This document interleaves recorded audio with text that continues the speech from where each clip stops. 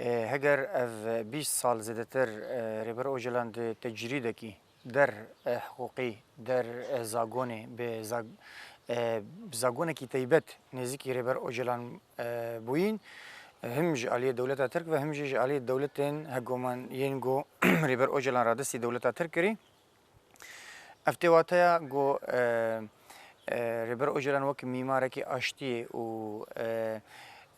bêjin kesayetekî xwedîrolekî mezin di rojhilata navîn de planên dagirkirina rojhilata navîn û planên li ser rojhilata navîn tên meşandin. Rêber Öcalan yek ji we astengkirin kesên asteng dikirin ev planê hanakê ji ber got rêber Öcalan projeyekî bidawîkirina şer û aloziyê li rojhilata navîn li derxiste bû. Ji ber vê yekê em dibînin tam piştî girtina rêber Öcalan û heta roja me ya îro pîvajoyeke nû ji gurkirina şer û girkirina şerê li ser bi esasê taifî li ser esasê mezhebperestî li ser esasê netewperestiyê li rojhilata navîn hata gurkirin. Wê çaxê mirov tê dike got rêber Öcalan gelemek bû li pêşiya vê plana hal beramberê vê şerî bêguman ez duê baweriyê de me heger rêber Öcalan îro hîn li qada rêbertî li Rojavayê Kurdistan û Sûriyê bana dibe got ev şer ne divê lotkeyê de ne divê ev plan hetan ha bi ser neketibû ve tecrîda li ser rêber Öcalan di esas de gelê herêmê hedef girtina. Nerîn û felsefeya got rêber Öcalan li pêş xistî de em dipîvin wê çaxê em dizanin çima dijmin ji me zêdetir belkî giringiya fikr û kesayeta rêber Öcalan nas kir dizanî bû çi qasî dikare planê watek bibe hetanî got xistin vê tecrîda hanê de rastî 20 sal ji tecrîdê ji bo me jî wekî şermekê yanî wekî gelê rojhilata navîn û taybet jî wekî gelê Kurd û çawa mirov dikare hewqas li bendê bimêne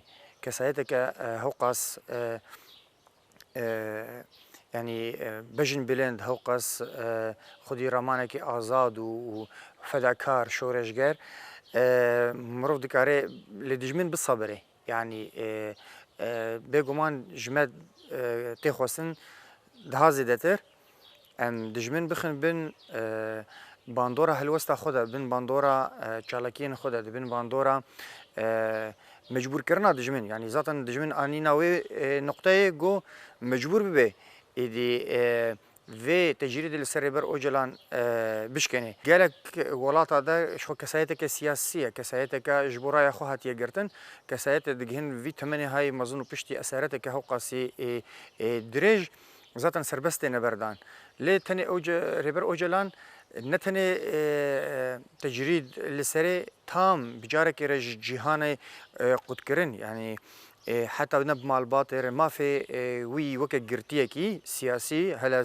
girtiyekî siyasî jî zêdetir weke mirov kesekî got bi malbata xwe re hevdîtin çêbikê kesekî got bi parêzerê xwe re hevdîtin çêbikê ev ji va hemûya tê pêparkirin ji ber çi ji bo got nerînê rêber Öcalan derbarê rojhilat yanî dema rêber Öcalan malbata xwe dibîne behsa pirzgirêkê malbatê nake behsa jiyana xwe ya kesayetî nake behsa pirzgirêkên rojhilata navîn dike behsa doza azadiyê dike behsa biratiya gelaw li pêşxistina cebheya demokrasî dike di rojhilata navîn de behsa kawîsên got li rojhilata navîn em dijîn dike teqyîmên xwe nirxandinê xwe derbarê سیستما سیاسی جهانی دا دده پیش و جبوی نام دبینن جبر و نرینن هانه جمالبات جهاتیا قد کردن ج هر وسا ج پریزرا ج هاتیا قد کردن بگمان وحشیته که یعنی الورز ببیجم کسی گو زندانی بوده بلکی روزه کیجی دزانه وقتی گو چوا انسانک ده تجرید ده چوا کسک آزادیاوی به جدست به گرتن دو 20 سال تجرید کسایت که اوکر ربر اوجلان ده گو حقاسی دنوا جواک ده حقاس جواک به گریدایی حقاس به روزه به صدا سردانا ربر اوجلان دکرن پرسپکتیف وی نرینه وی گهدار دکرن ویل وا گهدار دکر کسایت که حقاس جواکی حقاس دوست وی جنتویندی دروی کردا ج عرب و هر وساج ترک ج گشتی لجهان دوستن ربر اوجلان هبو جاره کدا خستن و تجرید هذا وحشیتی کی پرمزنه بگمان بانگوازی من اوا ام براستیجی گرکه د اجنده خوین روزانه ده جبو ربر اوجلان هم فکراندن هم چالاکی لدار خستن و به رنگ کی افرینریجی رنگ کی تقلیدی دوباره جینا ام گرکه تمید نوا حزر ده بند نوا فکاره ده بند نوا هولدانن گو ام دولتا دا گرکر و سیستما دستلادار مجبوری گو ربر اوجلان ایدی جرو شهی درکه یعنی ایده هفدیتنا که پریزر کی جبو ربر اوجلان نما تشتكي اوا شو هري داوي اخفتنا دريا تليفوني ريوكي جو بيجن هينس ربر اوجلان علي يعني فيزيكي ديجي ربر اوجلان نما يكي بر خرط جما تفارا ريكر يعني او هفديتن ديت وكي او اخفتنا دريا تليفوني ديت وكي بردوامي يعني خدمت كرنا دجمن زيديج هفديتنا كي ام دزانن ایرو روز هن شورشگر و ولاد پاریز د زندان دولت ترک د غانا استا يعني اصلا كي بير بلند جي غرافا برچبوني دغو دمك درجه د دنمشاندن اف ريبازه كي تكوشينيا او هوالين غرتي تاني اف د دستوا ده هيد كارن خفدا بكن دفي درباري ده ليل درو د قادن دبلوماسيه جوفاكي د قادن روشنمه‌گری و قادن روشنبیری ده هر وساحتانی قادن لشکری و سیاسی ده همه قادا ده ام دکارن ده زیادتر جوا جوی روشهایی اکتیفتر بین هموش جبو خدمت کردن شکاندن و تجریدی و دما تجرید سری بر اوجلان بیشکاندن به گمان تیواتیا گو در باسبونا دوزا آزادی لروجلات ناوین و دوزا کردستان دوزا گلی کرد در باسی قناغ کنو دیبه. بالا 22 سالا خبری گری خبر عبدالله اوجلان لجه گوشگیری کی تونده لزندانی امرالی که اما اتوانیم بلین لکسایتی خبر اوجلان دا تواوی گلی کرد گۆشەگیر کراوە بەداخەوە کە هەرچەندە لە بەرامبەر ئەو گۆشەگیریە لە بەرامبەر ئەو زەخت و فشاری کە لەسەر ڕێبەر ئاپۆ هەیە بەرخۆدان و تێکۆشان هەیە لە تەواوی کوردستان و لە دەرەوەی وڵات بەردەوام چالاکی جۆر بە جۆر ئەنجام ئەدرێ و هەوڵ ئەدرێ و فشار ئەکرێ بۆ هەڵگرتنی ئەو گۆشەگیریە بەڵام جیهان لە ئاستیدا کەڕ و کوێر و لاڵا هەموو ئەمانە نابینێن لە کاتێکا کە پێویست بوو ئەو وەکو زیندانیەکی هەتایی ئەو مافانەی پێ بدرایە کە هەر زیندانیەک هەیەی ئەمە جیاواز لە ئەوەی کە ئەو ڕێبەری گەلێکە و کەسێکی ئاسایی نییە زیندانیەکی ئاسایی نییە بەڵام ئەبینین کە دەوڵەتانیش پشتیوانی دەوڵەتی تورکی داگیرکەرەکان پشتیوانی ئاکەپە و مەهاپە ئەکەن لە درێژەدان بەو گۆشەگیری کە لەسەر ڕێبەری گەلی کورد هەیە.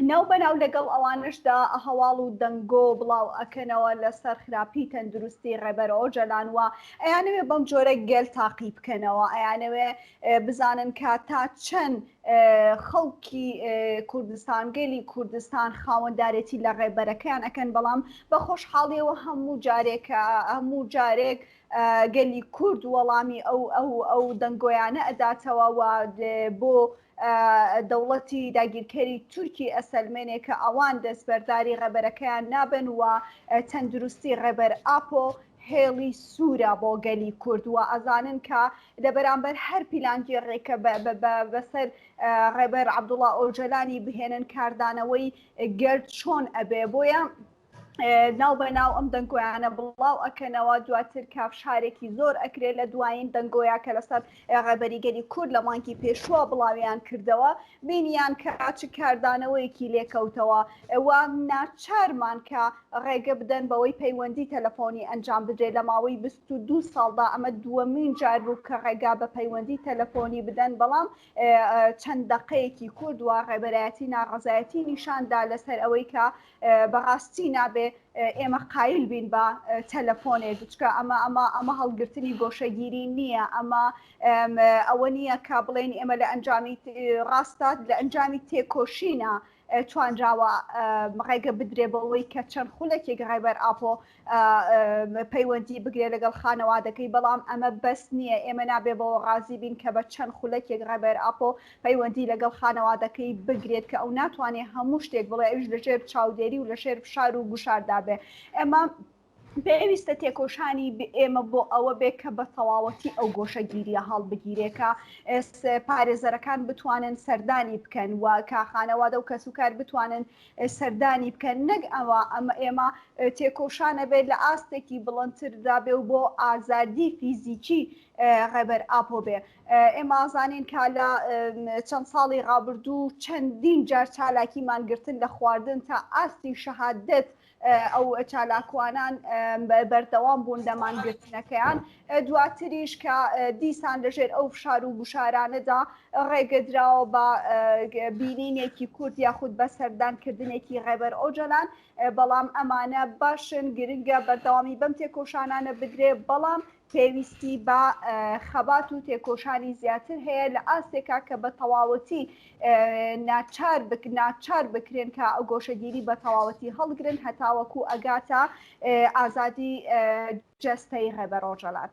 لە ئێستادا لە ناو زیندانەکانی دەوڵەتی تورکدا چالاکی بەڕێواچێ ینی ئەوە چەندین مانگا زیاتر لە 4 مانگە و چالاکیانە بەردەوامیان هەیە لە کامپی بەنابەرانی مەخمور بە هەمان شێوە چالاکی مانگرتن بەردەوامی هەیە بەداخەوەکە میدیاکان ئەم چالاکیانە نابینن کەمترین میدیاکان لەسەر ئەواکەن و خەڵک ڕایگشتی جیهان لەو مانگرتنانە ئاگدار ئەکەنەوە پێویستە ئەرکی میدیا ئەرکی ڕۆژنامە نووسانە کە ئەمە بە گرنگ ببینرێ ئەو گۆشەگیریە توندەی کە لە سەرڕێبەری گەلێک بەڕێوە ئەچێ نابێ هەروە بە ئاسانی ببینرێ ئەو تێکۆشانانەی کە دژ بە و گۆشەگیریە بەڕێوە ئەچێ پێویستە گرنگی تایبەتی پێ بدرێ بە جۆرێک کە لە ئاستی جیهانیا بکرێ بە ڕۆژەف و بتوانێت فشارێکی جدی دروستکار لەسەر ڕێکخراوە و دەوڵەتیەکان لەسەر CPT لەسەر دەوڵەتانی ئەو دەوڵەتانەی کە ئێستا بوونێتە شەریک لەگەڵ دەوڵەتی داگیرکەری تورک و بەردەوامی بەو پیلان گێڕێ ئەدەن کە لەسەر گەلەکەمان بەڕێواچێ پێویستە لە ئاستی میدیایە کاری لەسەر بکرێ وا بکرێکە گوشارەکان بە جۆرێک نیشان بدرێکە ڕایگشتی و جیهان لەسەر ئەو گۆشەگیریە توندە بێنە دەنگ و ناچار ببن بەوەی کە ئەو گۆشەگیریە لەسەر ڕێبەرەکەمان هەڵبگیرێ. Bu uluslararası bir konsept. Bugün de İmralı'da devam eden tecrit de uluslararası bir konsept. Yani 15 Şubat komplosundan bağımsız değil, komplocu güçlerden bağımsız değil ve bunların isteği, talebi üzerine devam eden bir süreç. Bunu nerede görüyoruz? Bugün Önder Apo 26 yıldır, 22 yıldır tecrit altında tutuluyor İmralı'da. İşte İşkence Önleme Komitesi Türkiye'ye gidebiliyor. Ancak Covid sırasında Kürt halkının kaygılarının arttığı bir süreçte İmralı'ya gitmiyor.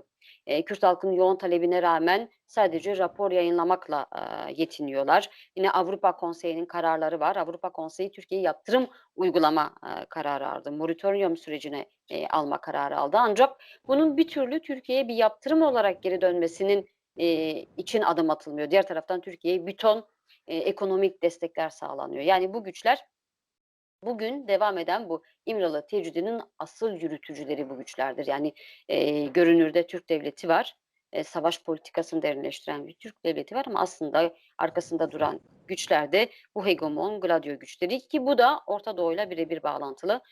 İşte 93 süreçlerinden sonra Orta Doğu'ya bir müdahale oldu. Halen daha şekil bulmamış Orta Doğu. Ne hegemon güçler tam istediklerini elde etti ne de orada bulunan halklar lehine Kuzey ve Doğu Suriye'de belki yeni 12'den sonra gelişen bir sistem var. Az sonra belki biraz daha ayrıntılı söylerim. Tam istedikleri olmadı ve bu nedenle bu tecrit halen sürdürülüyor. Çünkü bu hegemon sistemin, hegemonyanın veya emperyalist devletlerin bu politikalarına, yani savaş politikalarını savaşla çatıştırarak böl, kan dökme politikalarına tek direnen, tek karşı koyan paradigma, ideoloji, Kürt Halk Önderi Abdullah Öcalan'ın ortaya koyduğu demokratik ulus paradigması. Tabii bu paradigma şekil buldukça, güçlendikçe onlar engellemeye çalışıyor. Diğer taraftan da bu paradigma o kadar demokratik ki, o kadar eşitçilik ki, o kadar kadın özgürlükçü bir paradigma ki bugün içinde bulunduğumuz sistemin aslında tükenmişliğine karşı yanıt olan bir sistem. Halkların lehine yanıt olan bir sistem. Tabii ki bunun içinde Önder Apo'nun sesi kısılmak isteniyor. Bu hegemon güçler, emperyalist sistemlerde İmralı tecridini bu nedenle bugün sürdürüyor. Tecrid amacına ulaşmadı. Tecidin amacı Kürt halkını önderliğiyle bağını koparmaktı. Bugün geldiğimiz noktada artık Kürt halkının sadece değil, Orta Doğu halklarının, dünya halklarının artık Önder Apo'yla bir bağ kurduğunu görüyoruz. Yani bu noktada her ne kadar tecrit altında tutmak, görüşmeleri engellemek 2011'den bu yana avukatlarıyla görüştürülmüyor Önder Apo. Sadece 5 görüşme oldu işte 2019 sürecinde ki bu da AKP iktidarının çözüm seçim yatırımı için kullanmak istediği bir süreç oldu. Onun dışında hiçbir şekilde Önder Apo'yla iletişim kurulmasına, Önder Apo'nun herhangi bir mesaj vermesi ki bu süreçte Önder Apo'nun savunmalarının yayınlandığı sürece denk geliyor. Yani paradigmanın artık halka ulaştığı bir sürece geliyor. Bundan sonra tamamıyla iletişimi kesilmek istendi. Buna rağmen yani Önder Apo'nun düşüncesini, felsefesini, paradigmasını okuyan, gören ve onun pratiğini Kuzey ve Doğu Suriye'de duyan insanlar artık bu paradigmanın ne kadar hayati olduğunu, yani bugün içinde bulunduğumuz sistem tamamen emek sömürüsüne, beden sömürüsüne, savaşa, kana, baskıya dayanarak kendisini var eden bir sistem ve artık sürdürülebilirliği tartışılan bir sistem kapitalist modernite. Buna karşı da Orta Doğu'da belki de dünya gericiliğinin en derin yaşandığı bir yerde işte demokratik ulus paradigması çıkıyor, demokratik modernite paradigması çıkıyor ve bu paradigma yaşanan tüm savaşlara, dökülen kana, ezilmişliğe, köleliğe yanıt olan bir paradigma. Yani bu noktadan baktığımızda aslında 15 Şubat komplosu ve İmralı tecridi başarısız oldu. Ama şu önemli, şu nokta önemli, başarısız oldu. Ama önderliğimiz, Kürt Halk Önderliği halen esaret altında.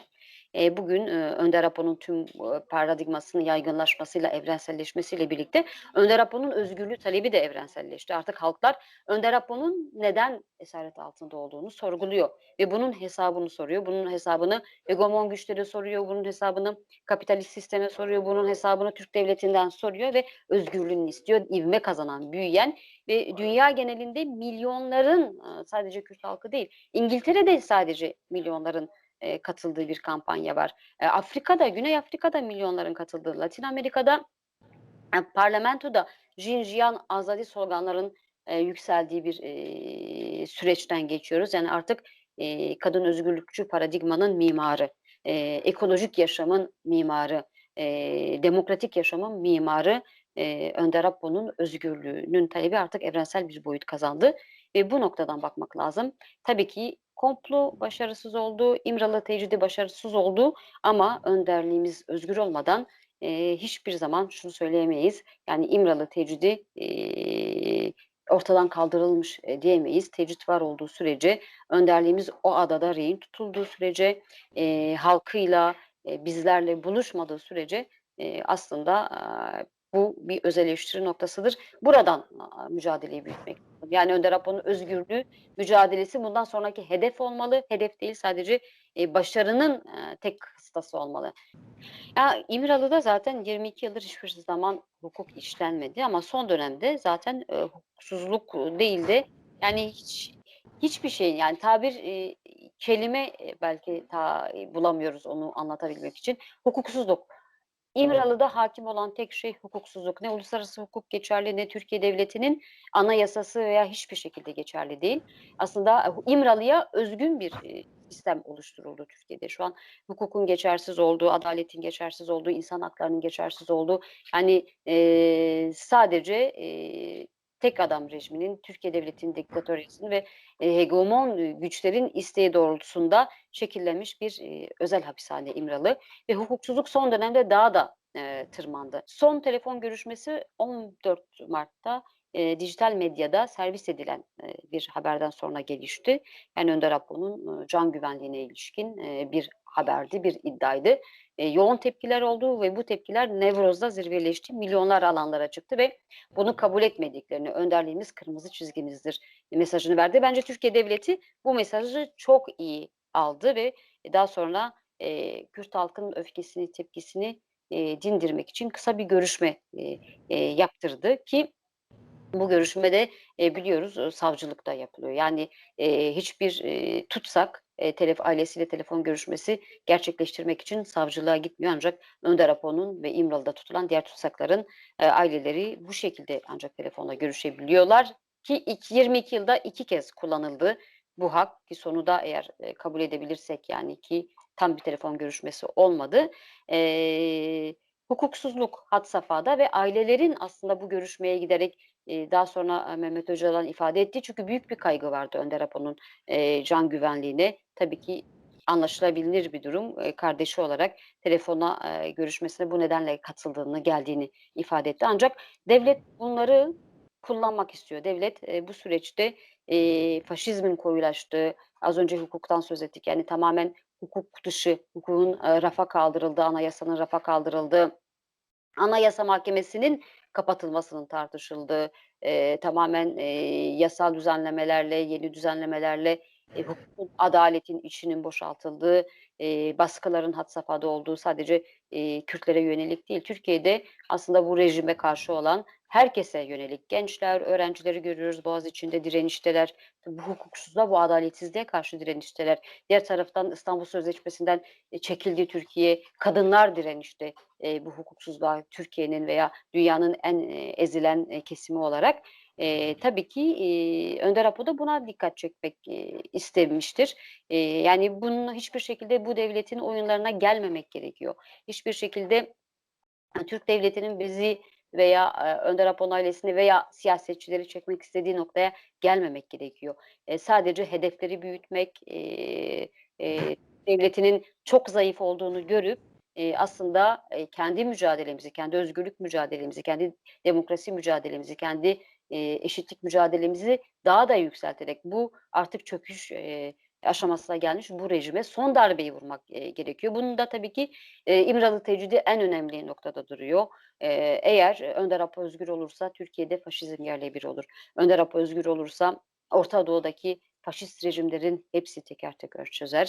Önder Apo özgür olursa artık yeni bir yaşam arayışında olan tüm insanlar istemlerine kavuşurlar. Bunun için mücadele etmek lazım. Önder Apo'nun özgürlüğü demek aslında tüm halkların özgürlüğü demek. Orta Doğu'da yaşayan tüm kadınların özgürlüğü demek. Dünyada yaşayan tüm kadınların özgürlüğü demek. Bunun için mücadele etmek lazım. Yani Önder Apo'nun dikkat çekmek istediği nokta bence bu.